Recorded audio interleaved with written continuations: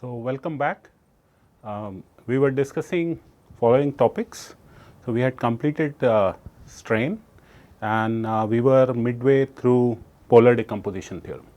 So, today we will finish the remaining part of the polar decomposition theorem and we will see how to relate the volume and area elements in the material and spatial configurations. Okay. Today we will see how to do left polar decomposition. Okay. So, that is what we want to do today, left polar decomposition. So, we will start with the left Cauchy-Green tensor, okay, which is given by F, okay,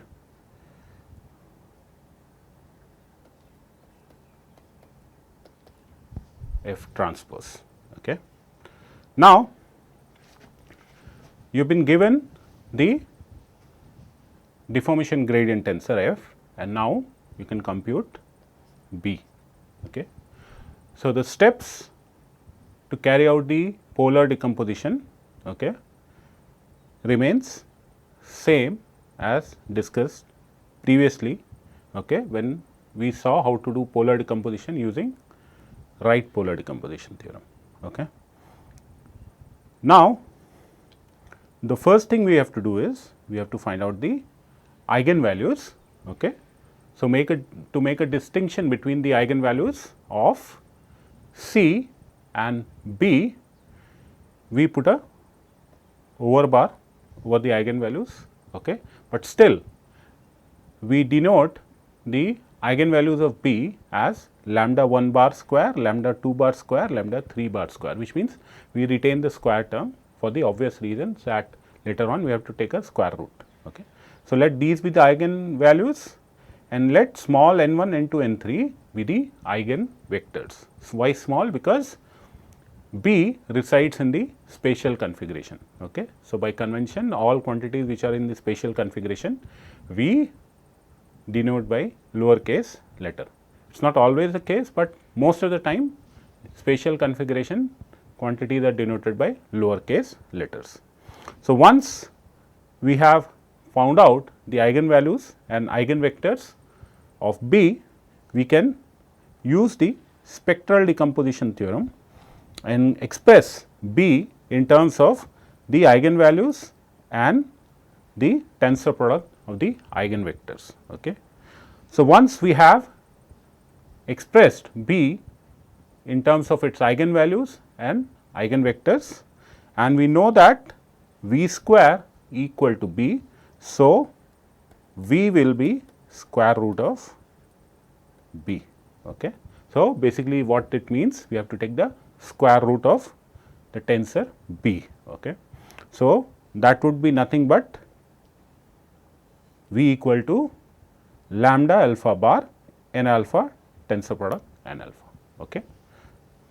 So, the eigenvectors have not changed, but the eigenvalues are now a square root of the eigenvalues of B. So, once we have V, we can compute the orthogonal tensor R as V inverse F. Okay. So, once we compute R, we have done the polar decomposition. Okay. We have determined in step 3 the left stretch tensor V and the step 4 we have determined the orthogonal tensor R. Okay. Now, we move to get a physical interpretation of right polar decomposition. Okay. So, deformation gradient tensor F maps the material vector dx to the spatial vector d small x, okay, that we know. Now, the polar decomposition, right polar decomposition gives you F equal to R into U. Okay. Therefore, if you substitute for F here, okay, if you substitute for F here, we will get the spatial vector dx equal to R u times d capital X, the material vector dx. Okay. So, u times the material vector dx I can express as dy, and then I can write the spatial vector dx as r dy. Okay. I can write it as r dy. Okay. So, how this looks like? Okay. So, first we have computed dy, which is nothing but u dx. Okay. So, initially if you have at time t equal to 0, you have a material vector dx. Okay. So, we have not shown the body, we are just showing the material vector. Okay. So, what u dx does is it stretches the material vector dx by a certain amount without actually rotating the material vector. Okay. So, which means that the vector p q is parallel to vector p dash q dash. Okay. So, that is the p dash q dash is not the final configuration, it is the intermediate, okay, just for our conceptual purpose. So, u dx just stretches the material vector dx by a certain amount, okay. And then the final spatial vector is r dy. Okay. So, r dy means now the rotation or the orthogonal tensor r rotates the vector dy without actually doing any stretch. Okay.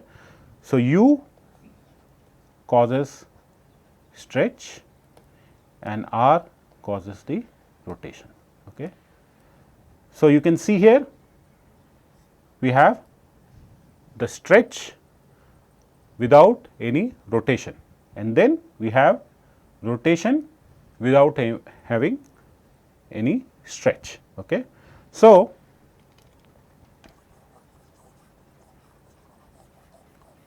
let me rub, yeah.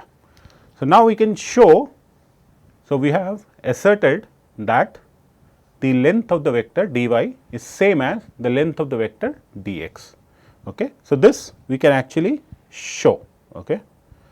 So, we know that dx dot dx, okay, that would be nothing but, okay. So, I mean sorry, we want to show that the length of vector dy is same as the length of vector dx, okay, because that is where rotation is involved. Okay. So, we start with the scalar product of the spatial vector dx dot dx, and now dx is nothing but r dy. Okay. Dx is r dy. So, substituting that we get r dy dot with r dy. Okay.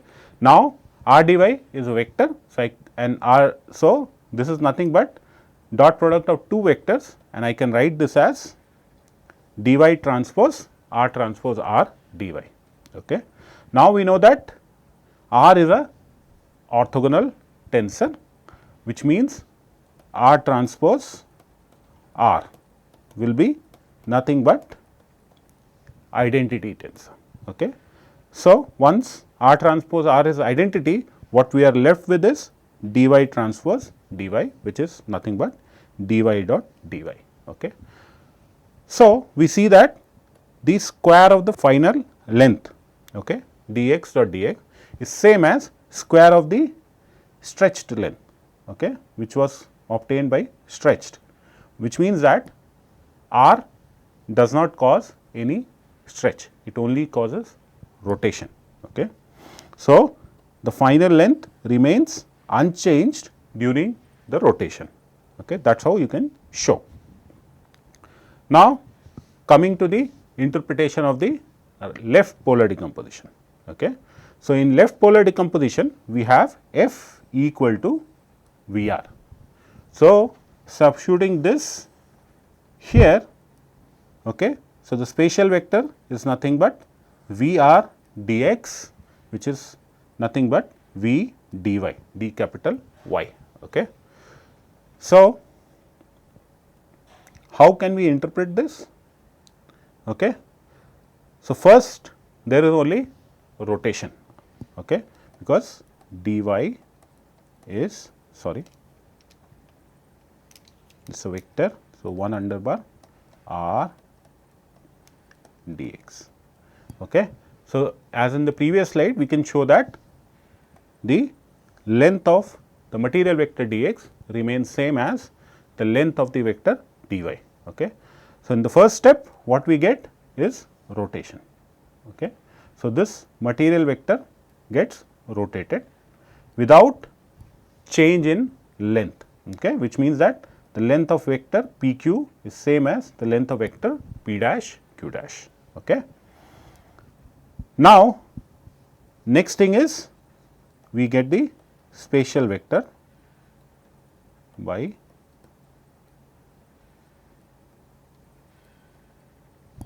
v dy.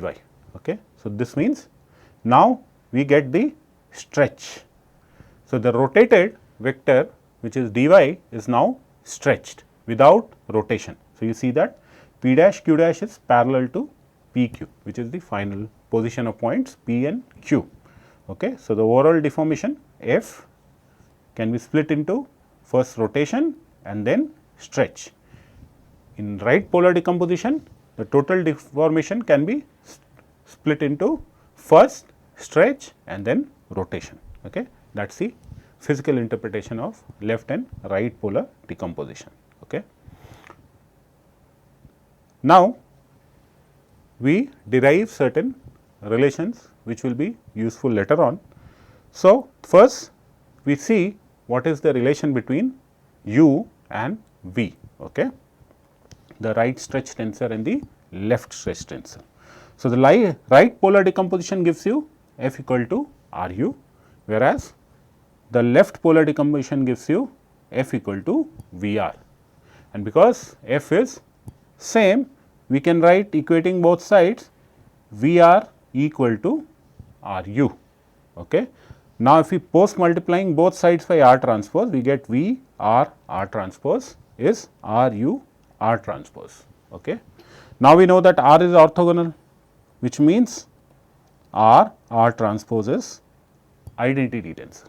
Okay. So, this term over here becomes identity. Okay. And then finally, we can relate the left stretch tensor V to the right stretch tensor u by this equation. Okay. V equal to R u R transpose. Okay. So, now next is we want to have a relationship between the eigenvalues and eigenvectors of the right and the left stretch tensors. Okay. So, recall, okay, from our previous discussions that using spectral decomposition we can write the right stretch tensor in terms of its eigenvalues and eigenvectors given by equation 56. Okay.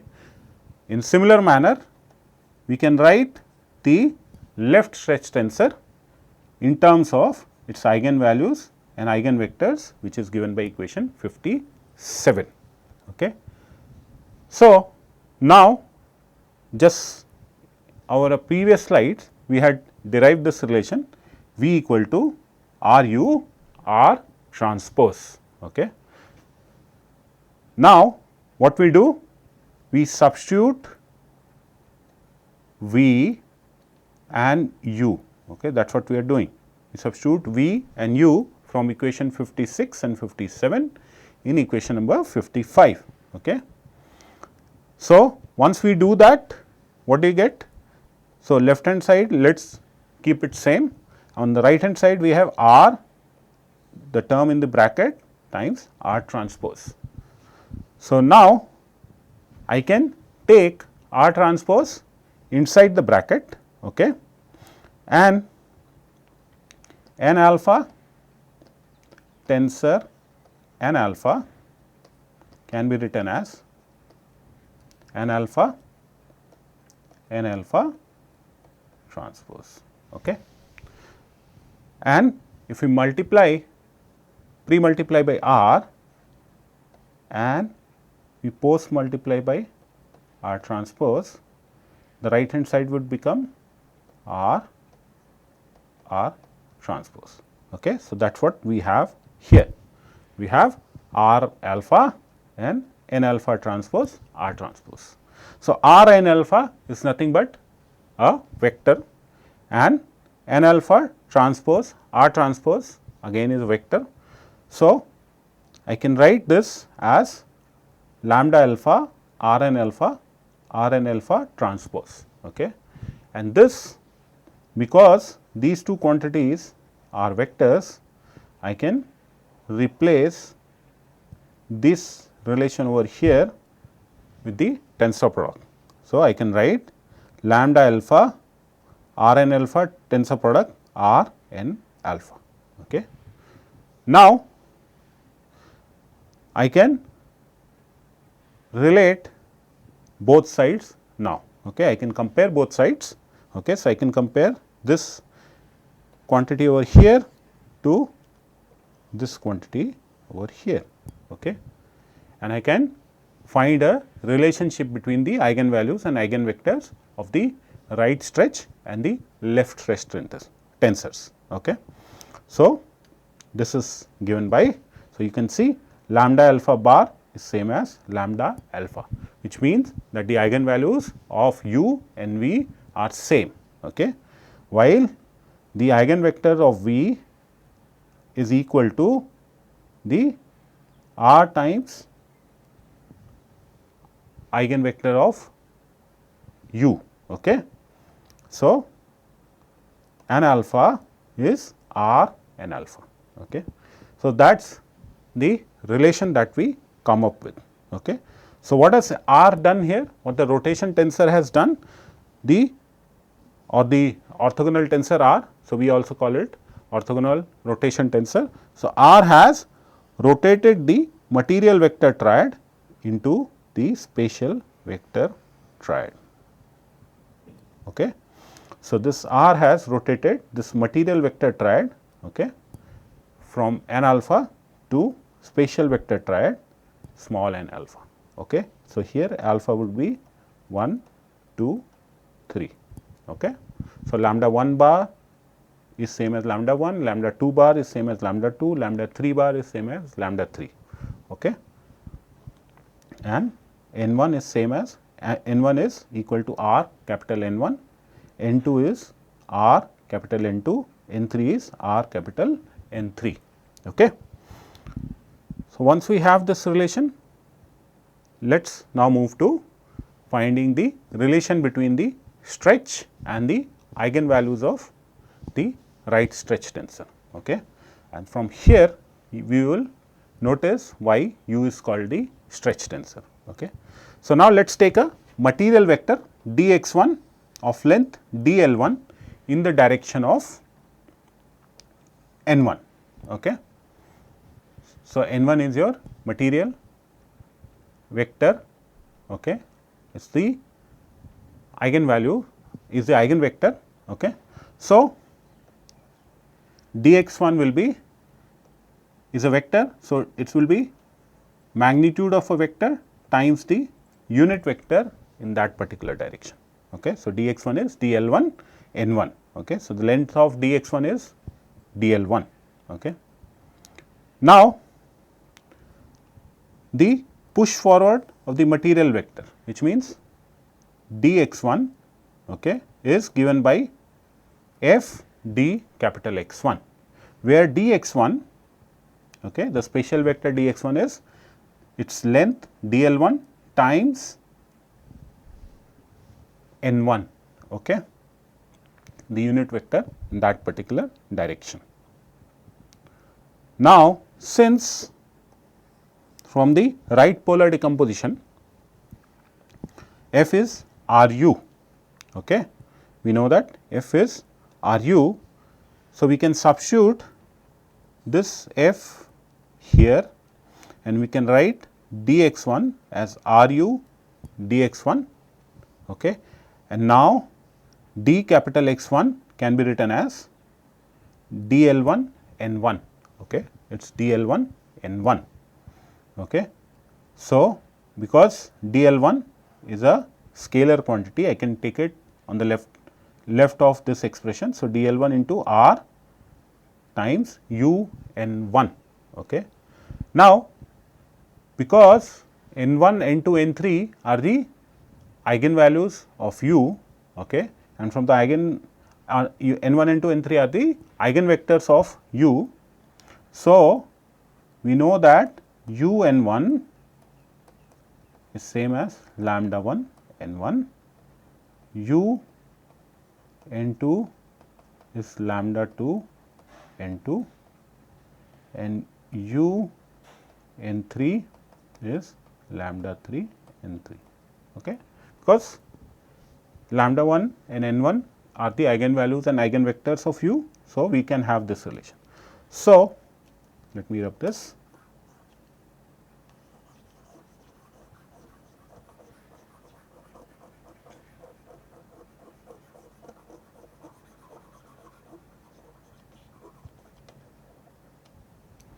So, we can substitute u n1 as lambda 1 n1, okay. So, we can substitute u n1 as lambda 1 n1, and now once we have lambda 1 n1, okay, here we will have dl1 r lambda 1 n1, okay, it is capital N. Because lambda 1 is a scalar, I can take on this side. So, we are left with r times n1. So, r n1 is nothing but small n1, okay. So, using this we will get the spatial vector dx1 as lambda 1 dl1 equal to r n1, which is nothing but lambda 1 dl1 equal to lambda 1 d1 into n1, okay. Now, we can compare this relation, okay, with this particular relation, okay, because we have a scalar times n1 on in both the expression, and the left hand side of both the expressions are same. Therefore, the scalar multiple of n1 should be same, okay. So, comparing with dx1 equal to dl1 n1, what we get? dl1 is lambda 1 dl1, okay, or which gives us lambda 1 as ratio of dl1 divided by d capital L1, that is the final length of the vector dx1 divided by d capital L1, and this is nothing but the stretch. If you remember, in our previous lecture we had defined stretch as the current length divided by original length, and because lambda is the eigenvalue of u, and this is nothing but the stretch, that is why u is also called the stretch tensor, because it has stretch built into it, okay. So, now if you see f equal to r u, you would recognize now that the total deformation, okay, the stretch is entirely present in u, okay, and the rotation is entirely in r. So, what we have actually achieved by polar decomposition is the deformation is now split into what is called rotation and stretch. Why this is important is because we will come to it later, that the stresses can develop only when there is certain stretch. Rotation cannot develop stress, okay. So, if you have a body and you just rotate it, there will be no stresses generated inside that body, okay, and I am of course speaking that you rotate it pretty slowly, okay. So, if you just rotate it pretty slowly, there will be no stretch generated. So, rigid body rotations will not generate any stress. Therefore, once we have to compute increment in the stress because of deformation, we have to take out the effect of rotation, okay.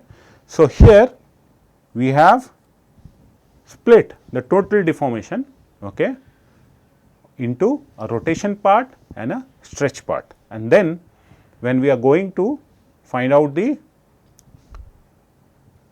increment in the stress, okay, during the course of deformation, we can know that we have to use u to somehow compute our strains. Okay.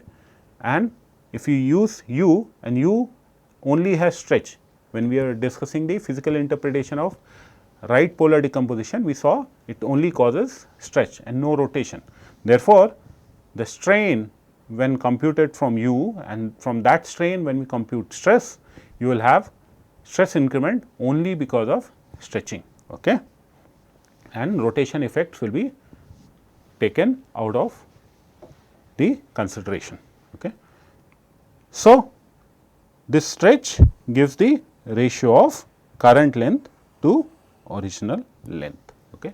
So, now we know why u is called the stretch tensor, because the eigenvalues of u are denote nothing but the principal stretches. So, these are also called the principal stretches. Okay. Now, we can write the deformation gradient tensor in terms of the principal stretches and principal directions. Okay. Why this is important is, why we are doing this is, it will clearly bring out that f is a 2-point tensor. If you remember in the previous lecture, I said f is a 2-point tensor, but its nature, why it is 2-point was not clear, which will become clear now in this slide. Okay. So, right, we will start with right polar decomposition, f is given by Ru, okay. And now using spectral decomposition, u or the right stretch tensor can be written in terms of its eigenvalues and eigenvectors. So, now if we substitute u from the second expression in the right polar decomposition, what we get, f is r times this quantity, and if I take the orthogonal tensor r inside the summation sign, okay, we have r and alpha tensor product and alpha, and I know that r n alpha is nothing but n alpha. Okay. So, this we have derived. So, once we have this relation, I can write r n alpha is small n alpha. Okay. So, finally, f, the deformation gradient tensor, is nothing but lambda alpha n alpha tensor product capital N alpha. Okay. So, now you can clearly see that f, the deformation gradient tensor f, is made up of the eigenvectors in the spatial configuration, which is given by n alpha, and the eigenvectors in the material configuration, which is capital N alpha. Okay. So, you can clearly see the 2-point nature of the deformation gradient tensor, as it contains the eigenvectors from both the initial as well as the current configurations. Okay. So, f has the effect of both the configurations built into it. That is why it is called a 2-point tensor. Okay. So, this expression number 62, okay, will make it pretty clear. Okay. Now, there are certain tasks for you. Okay. So, the first task, and these are certain proofs that I will request you try yourself, and in case of any problem, you can always drop me a message or email, and I will be happy to help you out. Okay. So, these are certain proofs that you can try yourself. They are very basic, okay, and they can be done easily using the concepts that we have discussed till now, and this will also strengthen your understanding of the kinematic quantities. Okay. So, moving ahead, we now come to our final two topics, out of which the first one is how to relate the volume change. Okay. So, as the body deforms from its initial configuration to the current configuration, the volume of the body may change. Okay. So, how do we relate these volume changes? and this is particularly important because when we are writing the virtual work expression, okay, and we are dealing with subsequent finite element formulation, we have to deal with integral over the current domain, okay, which is the current configuration. Okay. So, this is the integral over the current domain as well as over the current areas. Okay. So, this is the area integral, okay, in the current configuration. So, this integral over here is nothing but is a triple integral. Remember, this is a triple integral and this integral over area is a double integral. Okay. So, now you have to, and this quantity in the square bracket I have put a dot. This can be any expression, okay, we will come to it later, there will be different expression, but that particular expression or the integrand has to be integrated over the current, volume and as well as area. Okay. Now, what is the problem with carrying out this integral? Okay. So, the problem is the current domain as well as the current areas are not known. Okay. You do not know what is the current domain, that is what you want to find out. Okay. So, if you do not know the integration limits, because you do not know the area, you do not know the current configuration, you cannot put the integration limits. Okay. So, here in the triple and the double integral you cannot put the limits. Once you cannot put the limits, you cannot carry out the integral. So, what is the solution? And the solution is we have to transform the integrals to the previous domain and areas, that is the initial configuration or the reference configurations. Okay. So, these integrals which are here, that is the volume and the area integral, have to be transformed to the previous configuration which you had already solved. Okay. In a nonlinear finite element setting, when you are going over certain increments, the previous increment which you already know, you can transform all your current integrals to that previous configuration. Okay. So, we like to transform this integral over the known volume and known areas.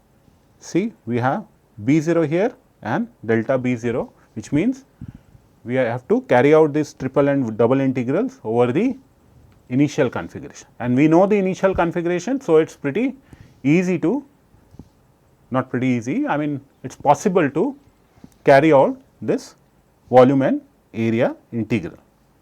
Now, the problem here is how do we relate the volume element dV to its initial volume element dV 0 and the current area element, okay, dA to its initial area element d capital A. So, what are these relation? Okay. And our objective now is to determine these relation. Okay. So, first we will look into the volume integral. Okay. So, the picture here shows the body at time 0, that is in the initial configuration, and let us say you have this volume. So, at point P you have this infinitesimal volume dV, okay, and you have material vectors dx1, dx2, dx3 which are aligned along the x1, x2 and x3 directions respectively. Okay. So, in a finite element setting, this dotted lines would actually refer to the one particular finite element. Okay. So, now as the deformation happens, okay, so as the body deforms, it occupies at time t a certain configuration B bounded by area del B, okay, and this volume changes to, okay, some other volume. Okay. So, the volume changes. So, let us say this is dV 0 here, okay, and it becomes d capital V here, okay, because equilibrium equations are written in the deformed configuration.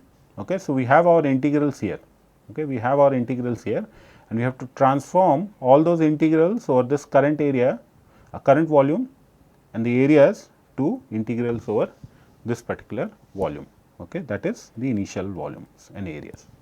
So, how do we do that?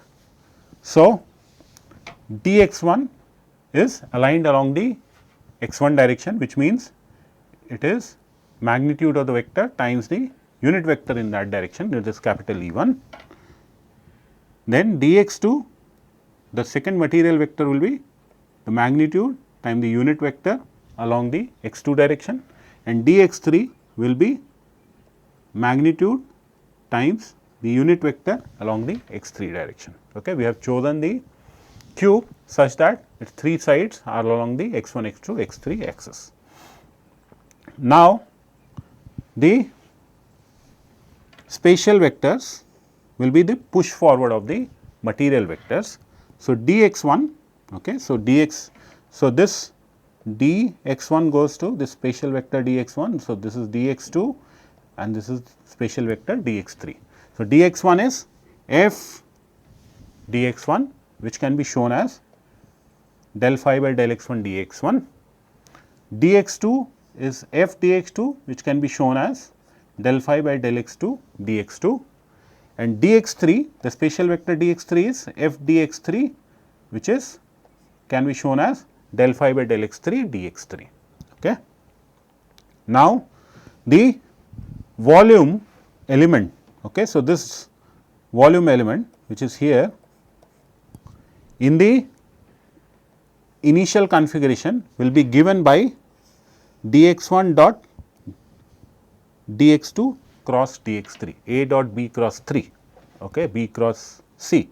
So, this vector triple product, okay, scalar triple product will give you the volume, and then if you substitute these relations here, you can show that the volume dV0 will be dx1, dx2, dx3. Okay. Now, similarly, I can write the volume in the spatial and the current configuration as dV equal to dx1 dot dx2 cross dx3. Okay. Now, I can substitute for dx1, dx2, dx3 from the previous slides, we have those expressions, and I can write dV as this is del psi by del x1 dot del psi by del x2 del cross del psi by del x3 into dx1, dx2, dx3. Okay. Now, this quantity in this circle is identified as the determinant of f, okay, and this quantity here is nothing but your dV0. So, I can write dV as j times dV0. So, we are denoting the determinant of the deformation gradient by a symbol j, where j is called the Jacobian of deformation.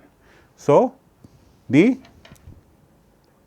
spatial volume element is related to the material volume element through equation 63, which is dV equal to j dV0. So, the final volume is equal to the Jacobian times the initial volume, okay, and j is called the Jacobian of deformation. Okay. Certain points to note: when the components of f are constant, they do not depend on x1, x2, x3, then this is called the homogeneous deformation. And when the Jacobian j is equal to 1, it is called isochoric deformation. Okay. Isochoric means if you substitute j equal to 1 in equation number 63, you will get dV equal to dV0, which means the volume of the element will not change, which means it is a isochoric deformation, which is volume preserving deformation. Okay. So, in this course we are not dealing with cases or materials where j will approach 1, okay, that are incompressible materials, we are not dealing in this course. Next, we can relate now the densities. Okay. So, we have related the volumes in the final and the initial configurations, okay, dV equal to j dV 0. Similarly, we can derive an expression for the densities in the initial and the final configuration. Okay. So, how do we do that? The first point we note is that the mass, okay, the mass of the element will not change, there is no mass loss. Okay. In that case, we can write the mass of that small cube in the final configuration as the density in the final configuration times the volume in the final configuration, which is rho dV. And because mass is constant, so dm is also same as d rho 0 dV 0, that is initial density times the initial volume. Okay. Now, if we look to these expressions, and we also know that dV is j dV 0. Okay. So, this I can substitute here, this I can substitute here, and then I can derive a relation between the current and initial densities as rho 0 equal to say rho. Okay. So, this is the conservation of mass statement. Okay. The mass remains conserved, which means that the densities are then related by this relation. The initial density is equal to j times final density, okay, at that particular point. Okay.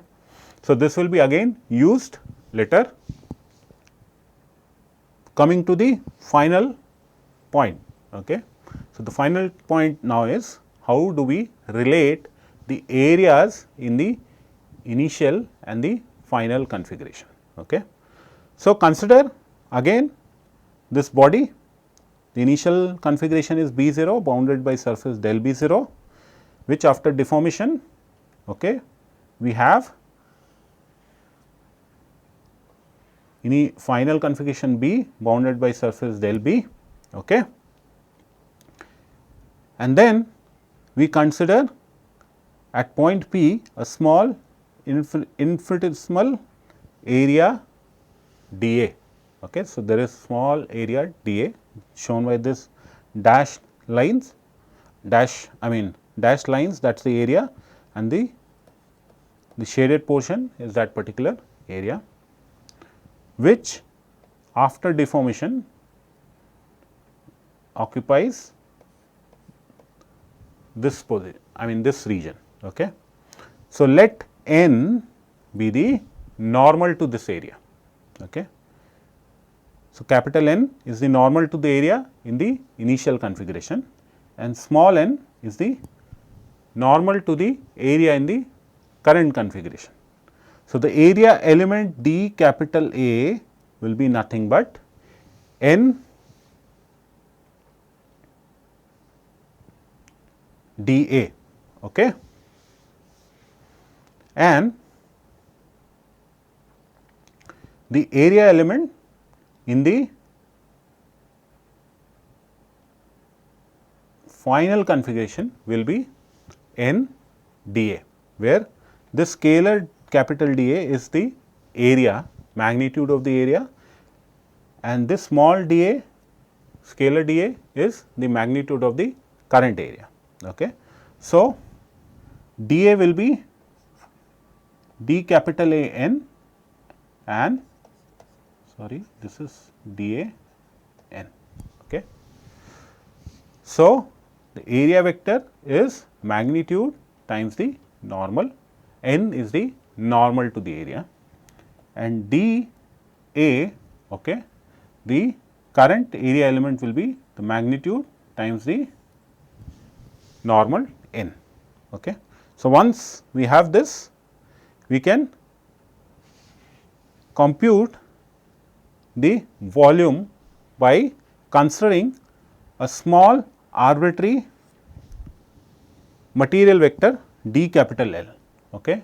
And how much volume this area, infinitesimal area dA, and this material element dl occupy, and we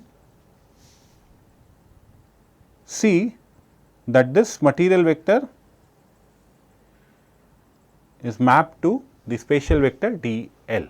Okay. So, we know that dl is f d capital L. Okay. So, the deformation gradient maps this vector d capital L to vector d small l. Okay. Now, what will be the volume? The volume bounded by the area vector dA and the arbitrary vector dl. It will be, say, dV0 is dl dot dA. Okay. That is the volume that is bounded by these two vectors. Okay. Similarly, the final volume will be dl dot dA. Okay. Now, we know that dV is J dV0. Okay. So, what we can do now is from equation number 66 and 67, we can substitute in this relation the value of the current volume and the initial volume, and we will get dl dot dA is J dl dot d capital A. Okay.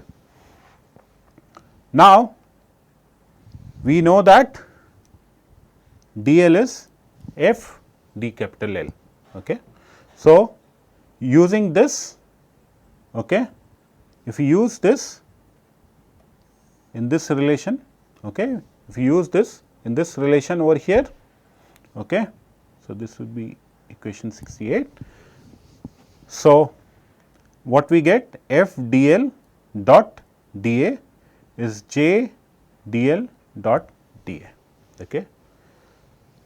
So, we can rearrange and we can write this expression as dl dot f transpose dA is equal to dl dot J d capital A. Okay. And now, since dl was an arbitrary material vector, therefore, these terms inside the brackets must be same. Okay. So, if they are same, then f transpose dA is same as J d capital A. Okay. So, now I can take multiply both sides by f inverse transpose. So, if I multiply both sides by f inverse transpose, I can now relate the area element in the deformed configuration to the area element in the undeformed configuration. So, dA is J f inverse transpose d capital A. Okay. Now, remember that the area integral, okay, so when you take the area integral, dA is a scalar and here dA is a vector, but I can write dA vector as n dA and d capital A as n dA. Okay.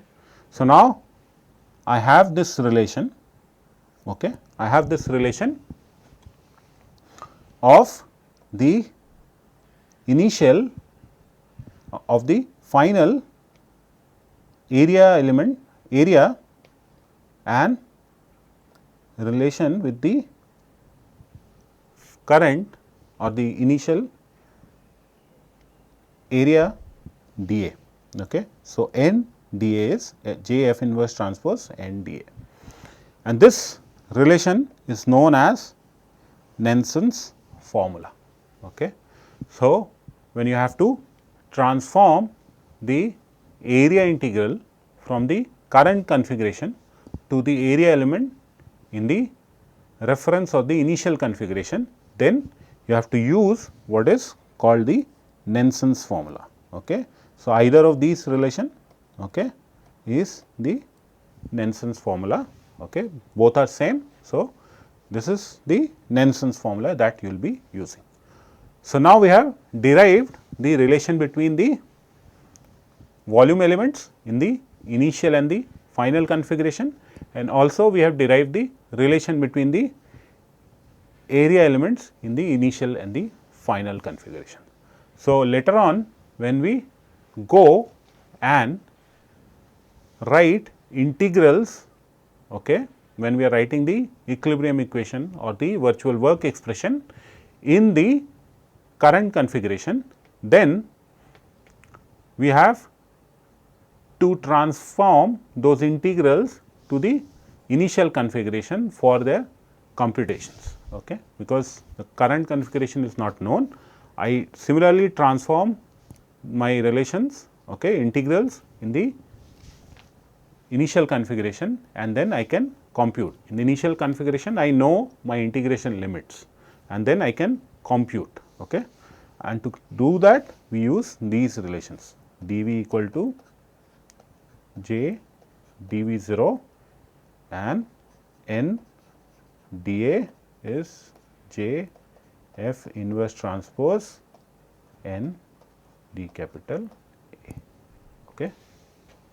So, with this we come to end of this lecture. Okay. So, we have covered a certain part of kinematics, okay, and what is remaining now is to solve one or two numerical problems. Okay. So, in the next lecture we will start with a few numerical examples, and then we will discuss about the linearized kinematics. Okay. We will discuss what is meant by material time derivative. Okay. We next will meet in next lecture. Okay. Thank you.